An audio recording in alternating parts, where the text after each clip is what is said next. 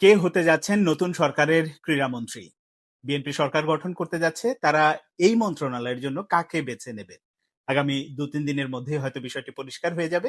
কিন্তু যে নামটি বা যার নাম সবচেয়ে বেশি উচ্চারিত হচ্ছিল, যিনি আলোচনায় ছিলেন যে হতে পারেন, দুর্ভাগ্যজনকভাবে তিনি নির্বাচনে হেরে গেছেন। তিনি হলেন জাতীয় ফুটবল দলের সাবেক অধিনায়ক আমিনুল হক।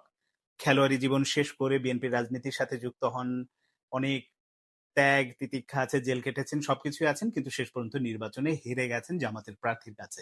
আবার নির্বাচনে হেরে যাওয়ার অর্থই যে তাকে মন্ত্রী করা যাবে না বা করবে না, ব্যাপারটা কিন্তু তা না। এটা পুরোটাই নির্ভর করছে দলীয় প্রধান তারেক রহমানের উপরে।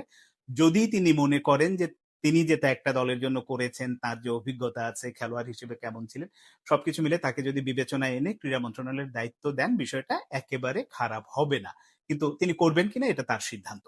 এর বাইরে আমিনুল হকের বাইরে আরো ২-৩ জনের নাম শোনা যাচ্ছে।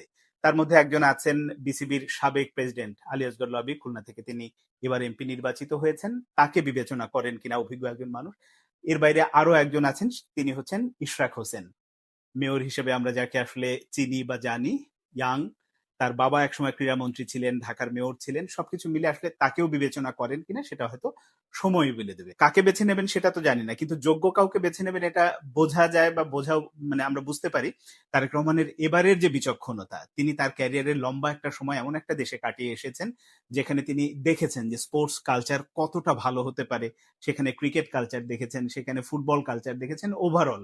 তো সেই রকম একটা অভিজ্ঞতা থেকে একটা যদি ভিশন নিয়ে উনি কাজ করেন, তাহলে অবশ্যই যোগ্য একজন মানুষকেই হয়তো এখানে বসাবেন। কারণ আমরা এর আগের সরকারে যদি সেই শেখ হাসিনার আমলে দেখি, ওই সময় কিন্তু এমন এমন মানুষকেও আমরা দেখেছি এরকম ক্রীড়া মন্ত্রণালয়ের দায়িত্ব দিয়েছে যে যাদের সাথে হয়তো খেলাধুলার কোনো সংশ্লিষ্টতাই নেই, অভিজ্ঞতাই নেই। আপনি আহাদ আলী সরকারের কথা নিশ্চয়ই মনে আছে আপনাদের, বীরেন শিকদারের কথা নিশ্চয়ই মনে আছে। তো এইরকম মানুষকে না বসিয়ে যদি যোগ্য একজনকে বসানো যায় যার মাধ্যমে ভিশন আছে এবং কাজ করবে, সেরকম একজনকে বসালে ভালো হবে। এখন দেখা যাক কি করেন। কিন্তু যেই আসুক না কেন, তার কাছে আমার একটা স্বনির্বন্ধ অনুরোধ যে, যে কাজটা এর আগে আমি একবার বলেছিলাম, সেটা হচ্ছে যে যখন শেখ হাসিনা সরকারের সময় জাহিদ হাসান রাসেলকে ক্রীড়া মন্ত্রণালয়ের প্রতিমন্ত্রী হিসেবে দায়িত্ব দেওয়া হলো প্রথম মেয়াদে। ওই সময় প্রথম দিনের প্রেস কনফারেন্সে আমি তাকে জিজ্ঞেস করেছিলাম যে বাংলাদেশের বিভিন্ন বিভাগে বলেন, জেলাতে বলেন যে স্টেডিয়াম গুলো দাঁড়িয়ে আছে, কিন্তু খেলার অনুপযোগী, রক্ষণাবেক্ষণ হয় না, সংস্কার হয় না, গরু চড়ে, ঘাস বড় হয়ে গেছে, বাচ্চারা ঢুকতে পারে না, সবসময় তালা দেয়া থাকে।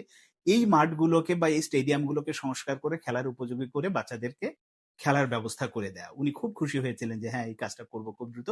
কিন্তু শেষ পর্যন্ত আর ওটা ওই পথেই হাঁটেননি। ওই প্রশ্ন, ওই প্রেস কনফারেন্স, ওই খুশি হওয়া ও পর্যন্তই ছিলেন। পরে আর ওই পথে হাঁটেননি। পরে যেটা করেছিল তারা দেখেছেন নিশ্চয়ই যে শেখ রাসেল মিনি স্টেডিয়াম একটা প্রজেক্ট, ৪ না ৫,০০০ কোটি টাকার একটা প্রজেক্ট খাড়া করেছিল। ওটাও মুখ থুবড়ে পড়েছে, ওরও কোনো আউটপুট নেই, কিন্তু টাকাগুলো গায়েব হয়ে গেছে। পরে বুঝেছিলাম যে আসলে কেন ওই স্টেডিয়ামগুলো সংস্কারের কাজে হাত দেননি। কারণ ওখান থেকে ওই স্টেডিয়াম সংস্কার করে খেলার উপযোগী করলে যে বাজেট হবে, ওখান থেকে ৯-৬ খুব বেশি করা যাবে না, খুব বেশি টাকা বের করা যাবে না। এই কারণে আমার ধারণা ওইরকম কোনো প্রজেক্টে যাননি। তো এখন যিনি নতুন ক্রীড়া মন্ত্রী হন, প্রতিমন্ত্রী হন, যেই হন না কেন, তিনি যেন এই কাজটা করেন। আমাদের দেশে, সারা দেশে জেলা বিভাগীয় পর্যায়ে যে স্টেডিয়াম গুলো আছে, সুইমিং পুল গুলো আছে, এগুলো খেলার উপযোগী করে বাচ্চাদের অন্তত এই ব্যবস্থাটা করে দিলে এটা দেশের ক্রীড়াঙ্গনের জন্য কত বড় কাজ হবে এটা বলার অপেক্ষা রাখে না। সঙ্গে আবার শুধু সংস্কার করে নির্দিষ্ট একটা সময়ের জন্য করলে হবে না, রক্ষণাবেক্ষণ খুবই জরুরি। রক্ষণাবেক্ষণের না করার কারণেই তো এই অবস্থাটা তৈরি হয়েছে। তো সেইটা যাতে না হয় সেরকম একটা ব্যবস্থা যেন করা হয়। এ কারণে নতুন ক্রীড়া মন্ত্রণালয়ের দায়িত্বে যিনি আসুক না কেন, এই কাজটা করবেন একজন সংবাদকর্মী হিসেবে, একজন স্পোর্টস লাভার হিসেবে, একজন সাধারণ মানুষ হিসেবে তার কাছেই আবেদনটা আমি রেখে দিলাম।